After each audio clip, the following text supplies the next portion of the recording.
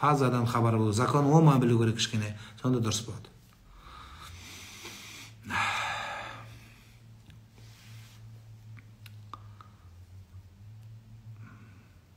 Балашу харам, немен болса да. Анық балашу болса. Алейкумассалам рахматуллахи ва баракатух. Ұстаз, жүріп жүрген жігітім менен 8 жас кіші. Басталды. Так, бірімізді қатты жақсы көреміз дейді. Мен аламын деп жатыр. Мен ажырасқанмын, балам бар еще. Намысым жібермейді. Бірақ жүргенде намысым чөда жіберіпті сенің жанка. Жолын ұстағым келмейді, бірақ жақсы көремін дейді.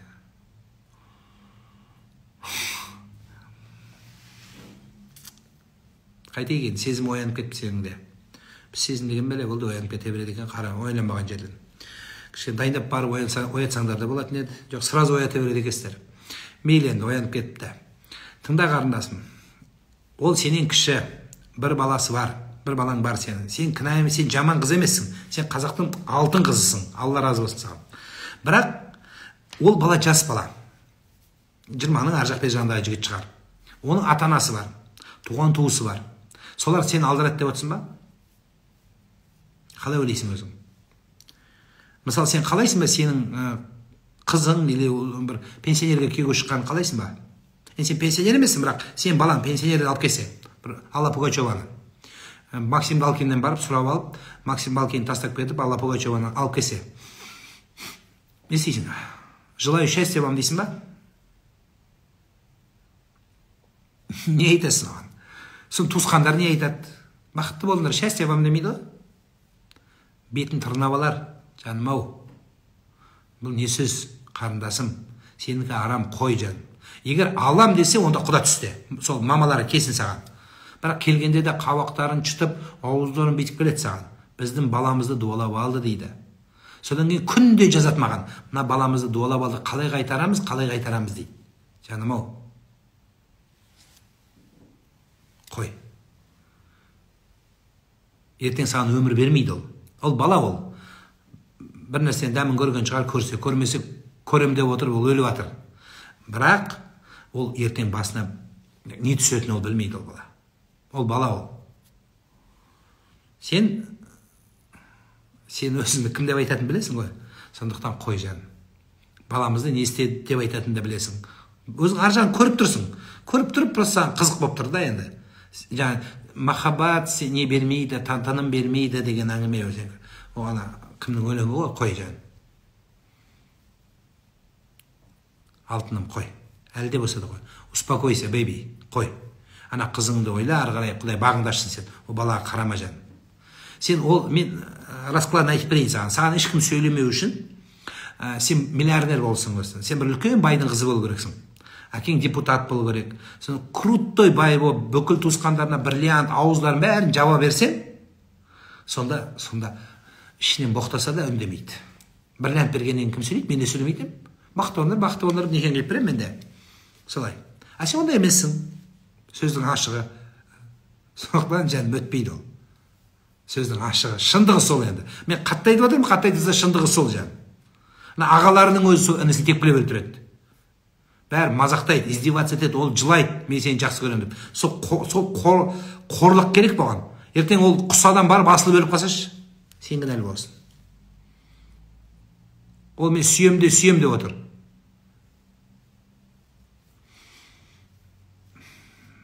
Сүймесем бір қасық суға батып өлем деп. Сол. Ол жер тепкілейді, ертең бәрі алып, соны сені келін қылып түсірген кезде не айтады? Қой. Әр нәрсе өз ретімен болу керек. Егер сен хотя бы содан кіші болсаң да сөз жоқ еді. Ол үлкен азамат болса сөз жоқ еді. Үйленбей қалған бір 45 келген жігіт болса, онда бар дейтін едім.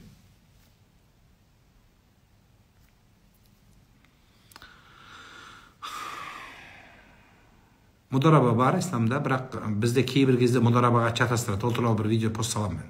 Ұзақ әңгіме. Біреудің баласын емізуге бола ма? Мама больницада жатыр, 2 айлық бала болады. Бірақ оның мамасы, оның папасы білу керек сен емізгеніңді. Бірақ ол қандай бала, саған жақындығы бар ма? Жақын туған болса емізе бересің, даже сөз жоқ.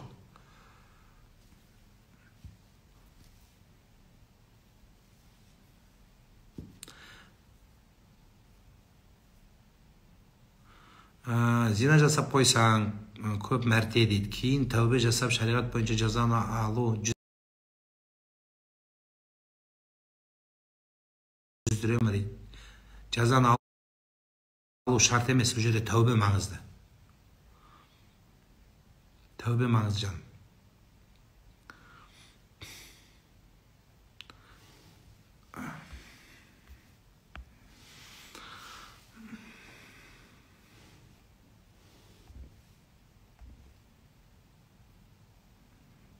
Бізде осындай жағдай. Күйеуім 3 байдан қайтқан қатынмен тұрып жүр дейді. Күйеуім 3 байдан қайтқан қатынмен тұрып жүр. Ешкімді көрмейді, енеме көнбейді. 5-шісін босанам осы айда. Сол үшін барлық туыстармен ұрысып кетті. Соны оқытсақ бола ма дейді. Жоқ, оған уақыт керек. Оны қалдабат етіп молда абракадабра деп әкеп бермейді саған. Ондай нәрсе жоқ жан. Ол сиқыр болады. Қой оны. Кішкене уақыт бер оған. Көрсін, таразыласын. Сен аман есен 5-ші балаңды босан. Түсініп тұрмын, саған өте қиын. 5 баланы туу да оңай, 5-ші балаңды босану да оңай болған жоқ. Бірақ 4 баладан кейін мүмкін ұрынып қалған шығар, мүмкін көз тиіп қалған шығар, мүмкін дуалап қалған шығар, сәл уақыт бер оған. Сәл уақыт бер. Содан кейін біздің өткенде де айтып жүрмін. Әйелдер күйеуді байды баламен ұстайым, бетімнің жылтыр болса, құлағым тесіп алсам, мұрным тесем, сомен бәрі далбасы нәрсе. Құдайдан қорықпағаннан қорық. Құдай сана берсін болды. Басқа айтар жоқ оған. Оған жаныңызды күйдіріп, егілмей-ақ қойыңыз. Сізді еріккеннен жаңағы ортаңыз жақсы болғаннан кейін бала босанып отырсың ғой, жаным, соқта сөйт. Сомен әуре бол. Ұстаз, мен ажырасқанмын. Қазіргі жолдасым менен 2 жас кіші. Жақсы. Бірақ құда түсіп, мен айтқан 2 қызым мен алды. Қазір Аллаға шүкір 4 қызымыз бар. Жаман болып отырғанымыз жоқ. Так что бір ғана Алла біледі дейді. Дұрыс еді? Дұрыс болады. Бірақ сенің күйеуің өмірі қайталана бермейді, жаным. Сен де спокойно болған жоқсың ғой. Біраз нәрседе өткен шығарсың. Қазір ғой уже 4 бала туғаннан кейін кішкене уже тісің батып, уверенно сөйлеп атқаның. Дұрыс па? Басында жоқ, бәрі бейт, сен алақанға салды ма, балаңмен қосып. Дұрыс па? Дұрыс. Так что, әр нәрсе жөнмен. Сіз 2 жас деген ол 5 жасқа дейін бел құрдас. Бұл бәленбай жас кішті айтып отыр. Менің не айтып, мен түзетуіңіздің керегі жоқ. Мен түзетпей қой қарындасым. Мен не айтқанымды өзім жақсы көріп есептеп отырмын. Сондықтан тыңда жазған адамның не айтқанын келгенін оқып отырмын. Не айтқысы келгенді көріп отырмын. Сондықтан мен айтып, мен түзетуіңіздің қажеті жоқ, жаным.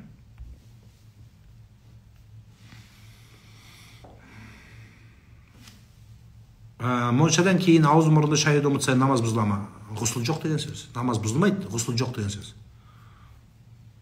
Ұстаз, спиртін ішпесе арақты, бірақ сатса дейді, екеуді бір күні, бәріне бір қарғыс бар. Ұстаз, ата-ананың хиджабқа деген разылығын алу үшін тахаджудты оқыса бола ма? Болады. Дұға қылып Алладан сұраса болады. Дем салу деген аятты сүрелерді оқу. Насыбай арам.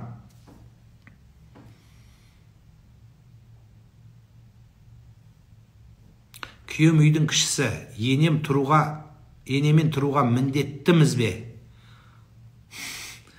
Міндеттісің. Бірақ міндеттісіздер, бәрлігіңіз. Әні именно кенже тұрсын деген жоқ. Енді кенже ең үйде қалады, квартирасы үй сен атында қалады, кейін хозяйка боласың сен. Так что тұрғаның жақсы, жаным. Мен міндеттемесім деп кердеңдей берме, жаным. Күйеуге шықтың ғой, сен отказ беріп келдің, осы үйдің отынан кіріп, күлінен шығып, күлінен қайта кіріп, отынан айланып шығып, сен сальто жасап шығу, саған міндет болған сол үйге келгенде. Болды. Ештең етпейді.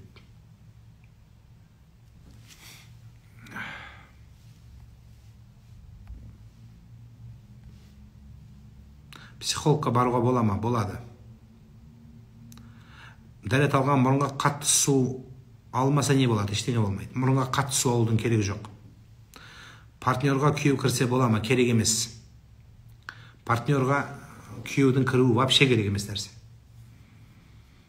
Енді күйеуің сондай болса, енді со жерге де кіріп баратын күйеу болса, енді кіргізе бер.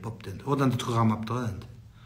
Ең болмаса со жерге кіргізудің керегі жоқ еді. Енді күйеуің сенен ажырамайтын жабысып қалған біреу болса, енді бопты алып кіре бер. Адам өлген соң неге 3 күннен кейін жерлейді? Ол дұрыс емес. 3 күн деген жоқ. Адамды сразу өле салып көм деген сөз емес, бірақ адамды анағұрлым тезірек жерлеген дұрыс. Өлгеннің жазасы көмілу. Арақ сарап сататын супермаркетте істеуге бола ма? Бірыңғай арақ сататын болса, винный магазин болса арам болады. Енді Магнум сияқты бүкіл магазин бар, ассортимент, соның ішінде арақ сатылатын болса, бола береді. Не істейсің ба? Қай жаста тұрмыс құрған дұрыс? Жасқа қарамайды.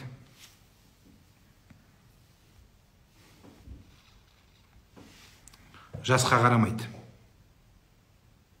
Ақыл есіңді түсініп, жар болатыныңды біліп, енеге қызмет етіп, сонымен бірге тұруды түсінген кезде тұрмыс құру керек. Жас қарамайды. Бірақ 14 жас 15 жасқа күйеуге шығу дұрыс емес. Балаларым кішкентай, күйеуім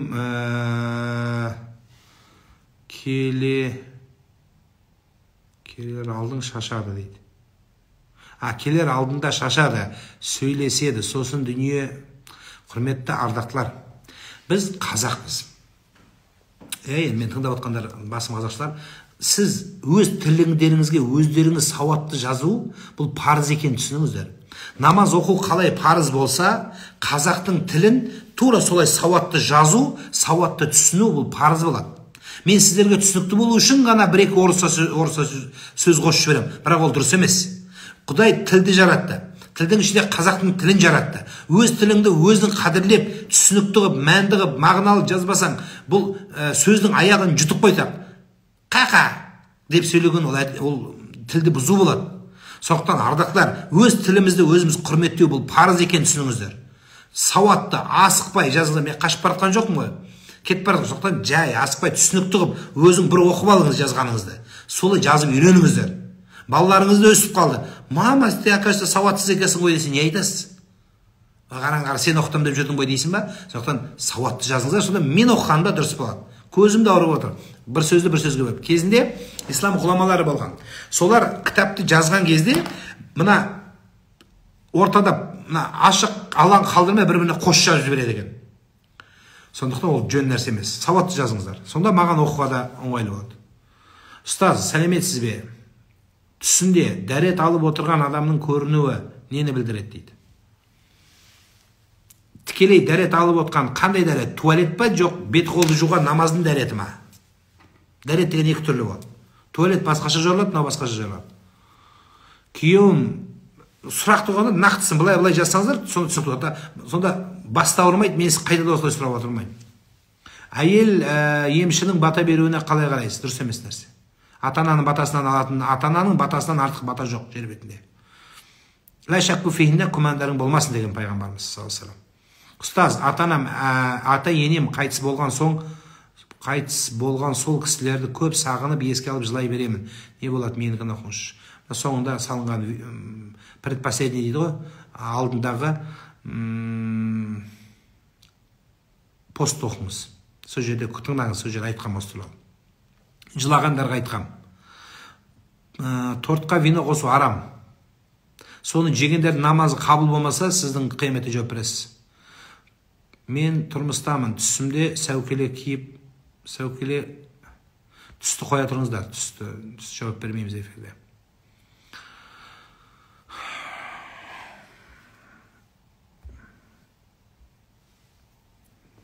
Ұстаз, анда-санда анамды ренжітіп алам. Анамның мінезі сәл қиындау, ренжітіп алғаннан кейін қатты уайымдаймын дейді. Динара, сол анаңызды ренжіткен кезде сол барып төсегінде жатып, ажалы жетіп, дүниеден өтіп кетсе, яки сіз өтіп кетсеңіз не болады? Қалай ойлайсыз? Мүмкін сол соңғы көруіңіз шығар, сол бетті, сол жүзді. Мүмкін қайтып көре алмайтын шығарсыз. Сол кезде сон кейін ренжігеніңнен не пайда? Мейлі дүниеден қайтқан жоқ, бірақ сен сол ренжітіп алып, ана комнатқа барып переживать еткенде не пайда? Сенің сол жылағаныңнан не пайда? Егер сол моментте сен алдыңда тірі тұрған кезде кешірім сұрай алмасаң, қызметін жасай алмасаң, мұрны бе амал деді пайғамбар, мұрнымен жер сүріңдер деді. Кімді? Мұрынды асфальтқа ұрыңдар деді, бетіңдер бейт, мыжыңдар деді. Кімді деді? Атанасы тірі тұрып, соған қызмет жасамаған, соны ренжіткендердің бетіменен жерді басыңдар деді. сол сізге тиіп тұр сөз. А сол төсекте тұрмай қалса, соны жылап, мамамай деген не пайдасы? Тірі тұрғанда сұрай алмасаң, топырақтың үстінен, қасында тұрғанда топырақтың астына кіргенде сізді естиді деп ойлайсыз ба? Алтыным, қой. Екі дүниенің бақыты насып етсін. Амин, Алла разы болсын. Ұстаз, қыз бен жігіт болып жүру дұрыс па? Егер үйлену мақсатымен болса. Мақсат тез өзгеріп кете береді. Мақсат болмай қалуы мүмкін. Сөйлесу бар, ешкім сөйлеспе демейді, көрмеген жабысып үйлесе ал демейді. Бірақ жүре беру, айлап, жылдап, бір-бірін жүріп көретін, көріп ұстайтын ұстап, бәрі біткеннен кейін қызығы болмай қалады. Көріңіз. Ондайды кім түсінеді? Екі қабат қылып тастап кеткендер түсінеді. Қазір мен айтсам, о бәрі ой, ода тұрған не бар дейді. Сенің қызыңды екі қабат қылып тастап кетеді, Құда қаласа. Сол кезде ой белейсің. Маған ондай ойлап жазғандар көп. Ондайлар көп жазғандар. Сол жазған кезде, жылаған кезде уже поздно болады.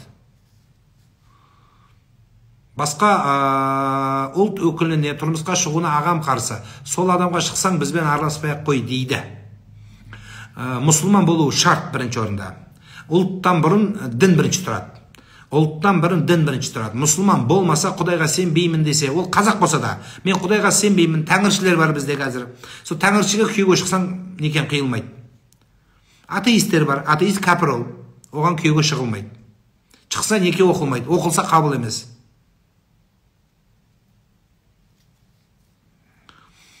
Ал енді басқа уақытта қарап көру керек, жас қыздардың өзге ұлтқа шығуына мен сәл қарсымын өз басым. Үйренісу, олардың әдеті, ғұрпы, тіпті мұсылман болса да, кішкене қиындау болады. Енді сәл отырайын деп, плотно отырайын деп тұрған қыз болса, онда бара берсін. Ештеңе жоқ. Күтіп отырмайды 2050-ге дейін, 2030-ға дейін.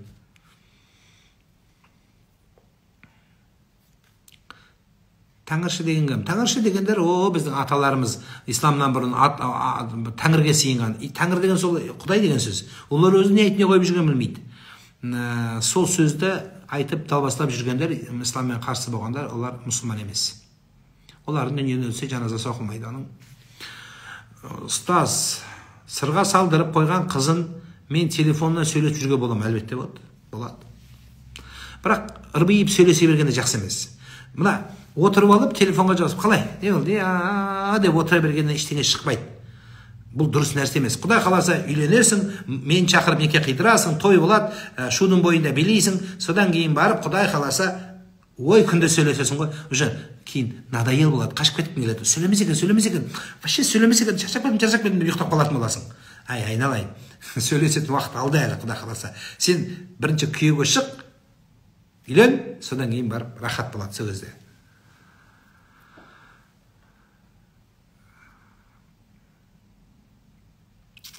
Сонда емшілерге сенуге бола ма? Неге сенуге? Шөппен емдесе, бүкіл фармация шөптен емес пе? Шөптен құралмай, Абу Али ибн Сина емшілердің атасы емес пе? Мысалы, мен метискамын, осы уақытқа дейін тек қазақ болсын деп ойланбаптым.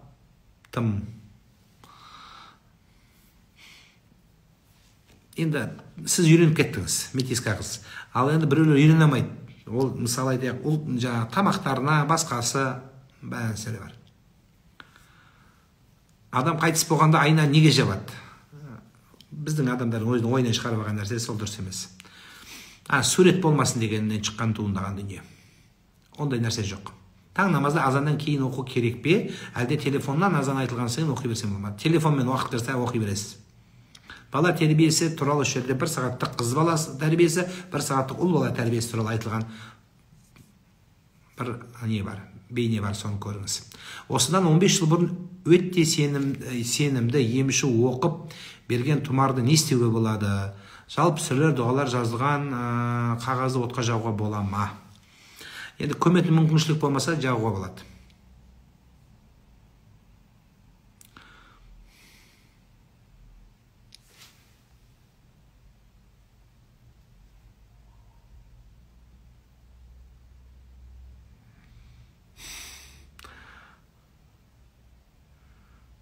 Ұстаз, адамды түзету мақсатына қатты батырып айтса күнә ма дейді. Жоқ. Жоқ. Бірақ батырып айтудың да өзінің жолы бар, жөні бар. Енді батырған осы екен деп, жаңағы әкеңді бәлен қылайын, анаңды түгілен қылайын деп айтқан ол дұрыс емес енді әлбетте. Бірақ мен жақсылық ниетпен айтып тұрмын ғой деп, басынан ұрып ұрып жіберсең не жақсы. Бірақ сен ниетің жақсы ғой енді. Бола ма? Болмайды да. Пышақ тығып ал, мен ниетім жақсы ғой, атаңа етмесең көрсетейін деп. Бола ма? Болмайды. Тілін кесіп ал боқтаған үшін. Мен ниетім жақсы енді, боқтамай қалсын деп. Болмайды жан. Бақтырып айтудың инна хада дина матинун фаугилу фихи бирифқан. Ислам дін қуатты, күшті дін, бірақ бұл жұмсақтықпен іс қылынады. Бәрібір ақылға салып айту керек. Қатты айтқанда да, оңбаған, ешақтар деп айтсаң, ол ақылдылық емес ол жан. Бәрі қашып кетеді, ешақ емес мынаны дейді. Кешегі ана Шамил Әлеудинов бәрің өлесіңдер, сгниете дегенде бәріміз қылқылып қалдық. Ойбай, бетім айна, имам, сенген сиырым сен болсаң, күйсеген аузың бар болсын дегендей, мынау болды ма дедік. Сондықтан жан. Енді ол адам, бәріміз адамыз, қателесеміз. Бірақ қатты айтудың өзіндік орны бар. Дұрыс қатты айтатын жер бар, айтуда керек шығар. Бірақ бәрібір анау субординация, біреумен сөйлескенде, одан кішкене былай, граница деген болады. Пайғамбарымыз ешкімді боқтаған жоқ қой. Бір күні Ухуд ғазауатында сахабалар жеңілді. Сөйтіп келіп пайғамбарымызға айтты, жылап, я Расулалла, дұға қылшы Құдайдан, мыналардың бәрін Алла тағала айырып, аяқтарын жыртып, бастарын чауып жоқ қылып жіберсін дегенде, қолын көтеріп қалды пайғамбарымыз. Сахабалар қуанып кетті. Жақсы болды, қазір пайғамбар дұға қылады, дұға қабыл болады, кәпірлердің бәрі қырылады деп еді. Пайғамбарымыз, я Алла, бұларды кешір. Бұлардың тұқымдарынан бір жақсылар шығатын болса, бұлар білместікпен істеп жатыр, қарсы шығып жатыр. Бұл адам болып қайта жақсы дұға қылды. Бізді өліп қал, аяғың айналып кетсін, геморройың шығып кетсін, бір бәле неше жаман сөздер айтамыз. Мен осыны естігенде өзім таң қалдым. Біреуді қарғадым дейді өткенде, геморрой шықсын деп аузым аштық, простатитіне дейін қосып жіберіпті. Бұл не нәрсе? Соңымен мынадай тізім алып жүргендер бар, список. Қарғыз тетраты барларға айтып жатырмын. Қарғыз тетраттарыңызды қойыңыздар. Алла тағала сол қарғыз тетратыңызға өзіңіз кіріп кетуіңіз мүмкін. Қойыңыз. Ол жақсы нәрсе емес. Шеттеп қалған баламның есімін келесі балаға қоюға бола ма? Болады. Барлығымыздың атымыз өлген адамдардың аты. Өлген адамның атын қоймайды деген сөз қате сөз. Өлген адамның атын бәріміздікі. Аталар өлген ғой бәрі. Өзіңіз свежий ат буыннан құрап шығарып алған жоқсыз ғой. Сондықтан бар адамдар өлген, оны қоя береді, ештеңе жоқ.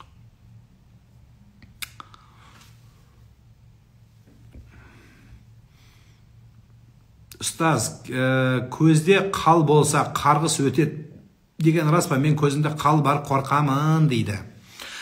Көз өту қалға байланысты емес. Кейбір адамдардың көз өткір болады, оны ол сезеді, өзінде біледі ол адам. Бірақ сондай көзі бар адамдар, біреуге ол постоянно қарағанда көз тимейді. Өз көз тиетіндей қылып тұрып қараса, ол адамнан көз тиеді.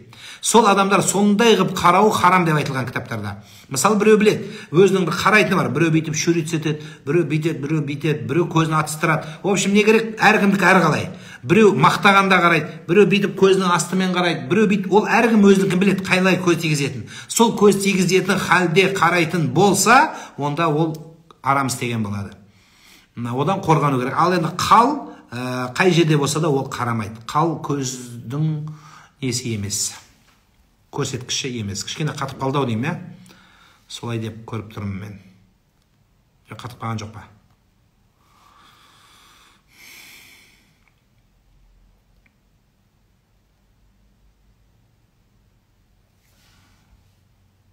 Адамды түсету мақсатында қатып жатыр, оны айттық.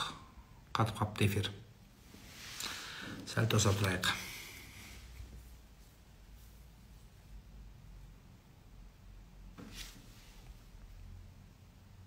Лайк басқаннан ау деймін. Лайк баспай тұрсаңыздар дұрыс болатын шығар.